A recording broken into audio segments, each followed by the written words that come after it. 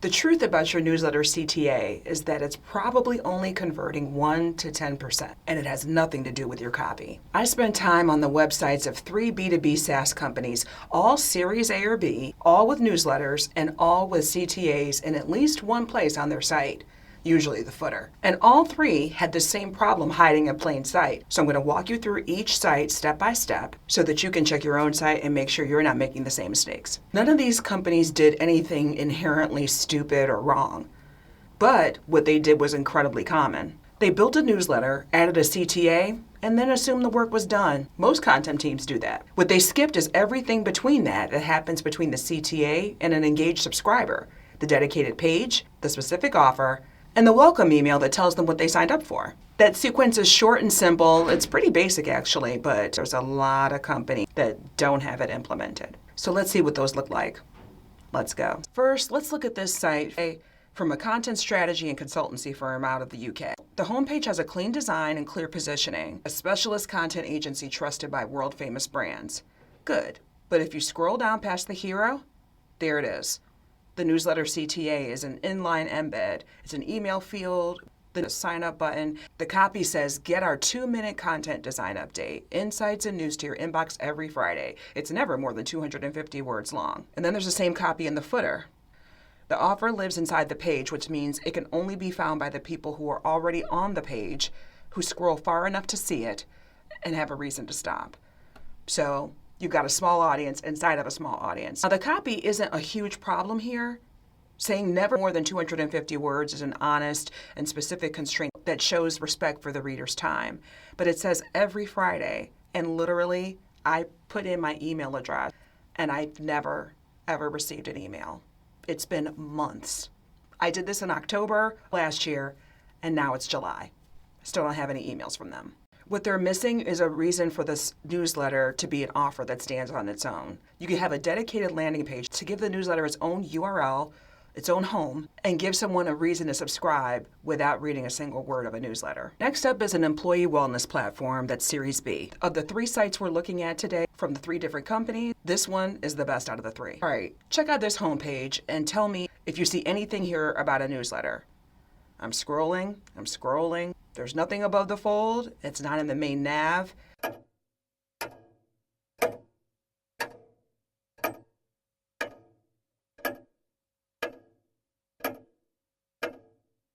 To find the newsletter, you have to go to resources, and then you look for it.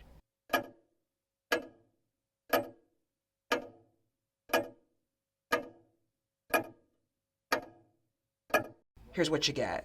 This is Wellable Weekly. It's a named newsletter with its own logo. It's got a clear audience of HR professionals and well-being advocates. So the bulleted value prop tells me exactly what's in each issue, and this page is doing good work. You could tell somebody thought carefully about this copy. Now let's look at the form. 5 fields: first name, last name, email, job title, company name, company type. That is a lot to ask somebody for just coming out the gate. Cole Gordon has a framework for this. He calls the standard newsletter ask, getting married on the first date. 5 fields to sign up for this newsletter is like they're trying to get engaged on the first date. So anyway, the page is good, but I think they should trim the number of fields that they have until they've delivered enough value to earn the rest of that information.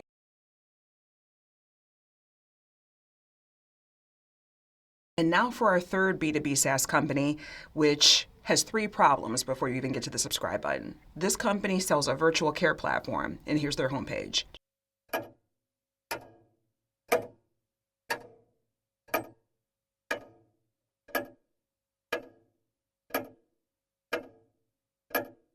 To find their newsletter, I'm going to have to go to resources, and there it is. It's the last item under Learn. Before industry news, virtual care education, their perspectives, and their news posts. So if you weren't specifically looking for the newsletter, you would not find it. All right, on the subscribe page, the headline is Virtual Care News and Insights in Your Inbox. The subheading says, join our newsletter to stay informed on the latest in virtual care. Get industry insights, best practices, and expert curated articles delivered straight to your inbox. What is the one thing that you think that this company could do, know, or offer that another virtual care company platform could not? There was nothing in there that way. It was general, right? You could say that about any platform like that. I completed it and subscribed prior to this video, but I got nothing. Same thing happened when I emailed the marketing folks. I got no response. There's no confirmation email, no welcome, no issue, just silence. So they've got 3 separate problems. They have a buried placement, copy that fits any company in the space, no post-subscribe experience, and those all compound each other. The visitor like me, who actually takes the time to fight through to subscribe, will get nothing for that effort on the other side. So that's 3 companies, 3 different failure modes, and 1 root cause. The first one had copy for a newsletter, but no actual newsletter. The second one had a newsletter, but no good path to find it or get to it. And the third one didn't have a specific offer or a post-subscribe experience. All 3 of these examples show that this company is leaving conversions on the table. And here's the data to back it up. A standard newsletter CTA that's embedded somewhere on your website, whether it's in the footer, below the fold, or inside a drop-down, converts at 1 to 10% of the people who see it. A standalone landing page that is built around a specific offer converts at 30 to 70%. That difference between the 1% and the 70% is a strategy decision that you need to make. The after state looks like this. You have a named newsletter with a specific audience and a value promise that only your company could write.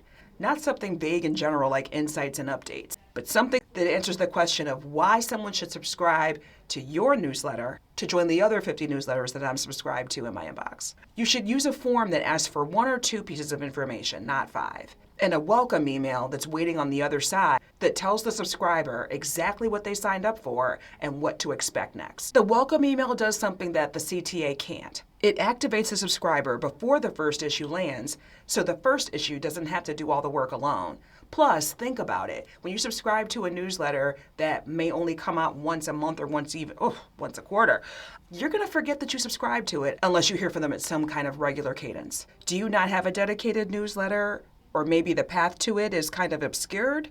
Or maybe there's no post-subscribe experience, and I can help you with any and all of those. If you want to audit not just your newsletter, but your whole content setup to find out what's buried, what's redundant, and what's missing, I have a free resource called the Content Pruning 7-Day Challenge. It's a 7-day email course that walks you through a full website content audit. The link is in the description. Then watch this video next. If you have trees or a garden, you know you have to prune dead materials from your plants to keep them healthy. Well, imagine that your website is that garden. Content pruning is the process of removing or improving the old, low quality, or duplicate pages from your website to improve your SEO and findability. You do want clients to find you online, right? Content